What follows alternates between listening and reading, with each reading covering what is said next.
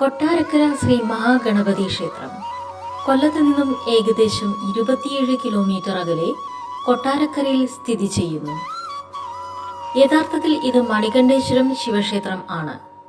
ശിവനും പാർവതിയുമാണ് പ്രധാന പ്രതിഷ്ഠകൾ എന്നിരുന്നാലും ക്ഷേത്രത്തിലെ ഉപദേവനായിരുന്ന ശിവപാർവതി പുത്രനും വിഘ്നേശ്വരനുമായ ഗണപതിയുടെ പേരിലാണ് ക്ഷേത്രത്തിന്റെ പ്രശസ്തി.